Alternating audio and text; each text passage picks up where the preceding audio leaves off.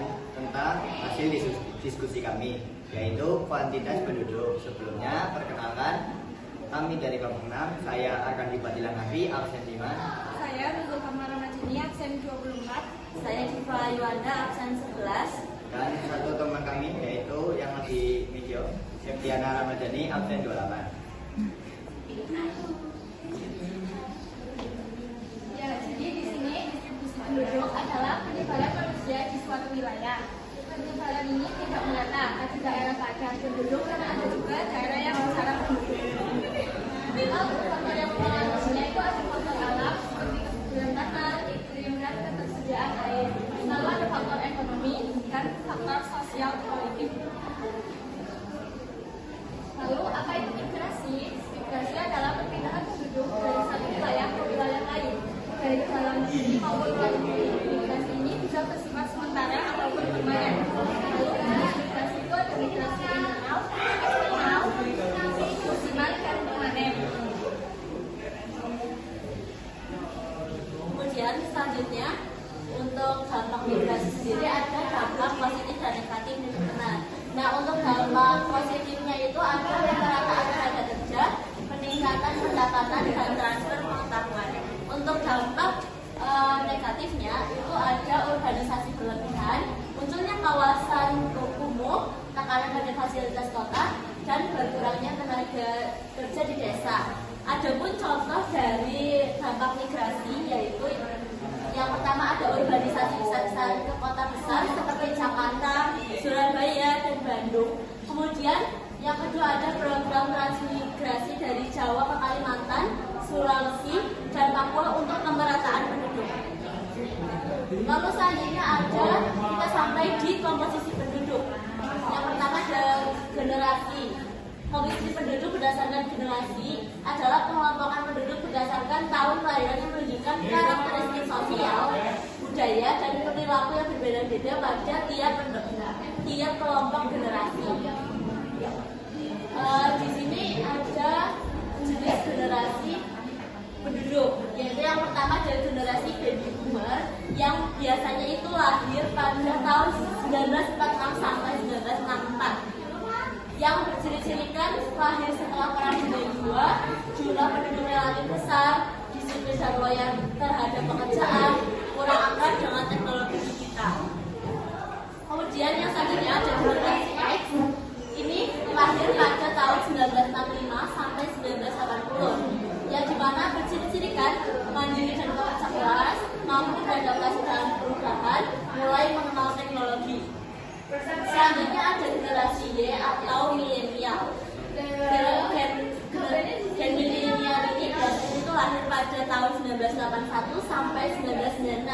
Yang berciri-cirikan kalau gen milenial ini lebih melek teknologi dan media sosial, mempunyai pemikiran kreatif dan inovatif, serta mengutamakan keseimbangan kerja dan kehidupan.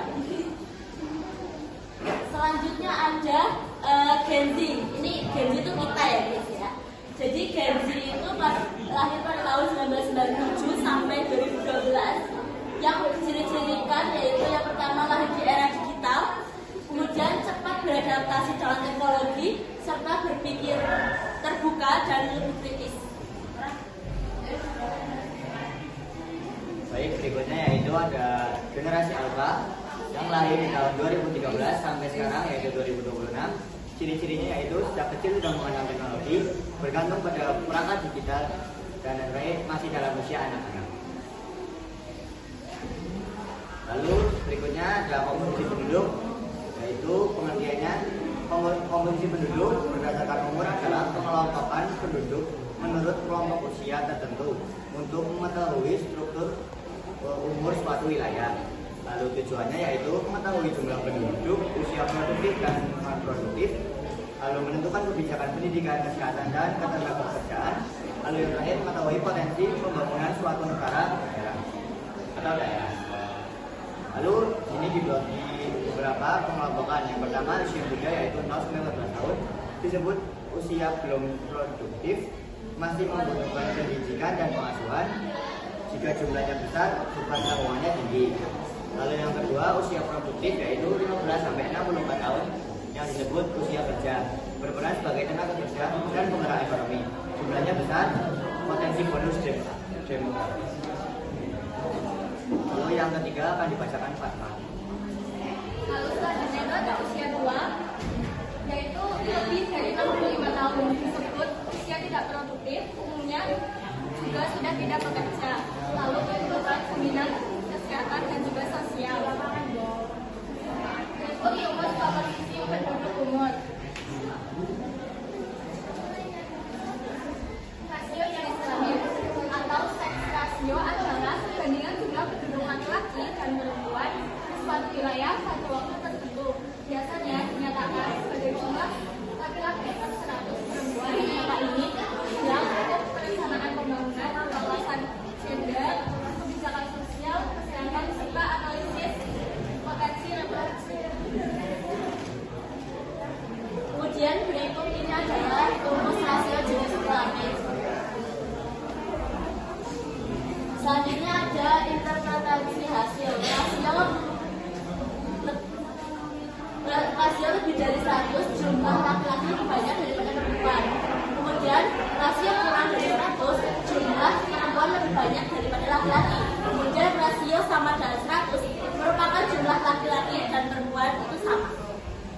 Selanjutnya ini sudah sampai pada kesimpulan.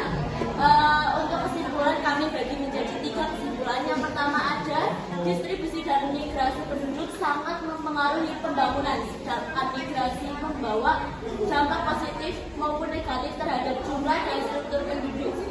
Kemudian selanjutnya ada komposisi penduduk berdasarkan umur dan generasi menentukan produktivitas serta pola kehidupan sosial, budaya, dan ekonomi.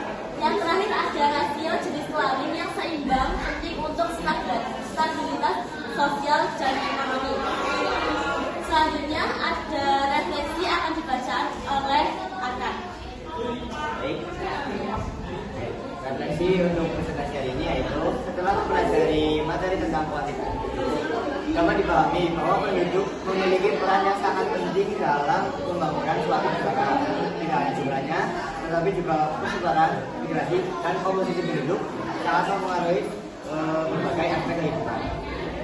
Baik, sudah sampai di bagian pertanyaan. Kami membuka lowongan pertanyaan itu maksimal 3 saja ya teman-teman, maksimal 3 saja.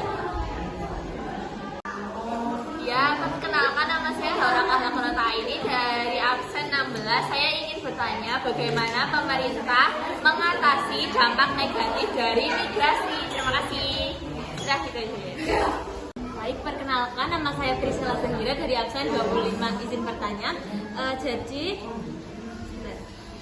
penduduk usia produktif itu kan adalah kelompok yang dianggap bahwa mampu bekerja dan mendukung perekonomian negara. Dan namun kalau teknologi terus berkembang dan banyak pekerjaan yang digantikan oleh mesin, apakah jumlah usia produktif yang besar masih menjadi keuntungan bagi suatu negara? Baik, terima kasih untuk pertanyaan yang sudah dijabarkan. Kami akan berdiskusi dulu untuk menjawab pertanyaan-pertanyaan tersebut. Baik, kami sudah mendapat jawaban. Untuk yang pertama, jawaban dari pertanyaan Haura. Cara pemerintah untuk mengatasi dampak negatif itu ada beberapa yang kami ambil, yaitu yang pertama ada pemerataan pembangunan, kemudian yang kedua ada menciptakan lapangan kerja, yang ketiga ada meningkatkan fasilitas umum, dan yang keempat ada pelatihan keterampilan kerja. Berikut sudah menjawab.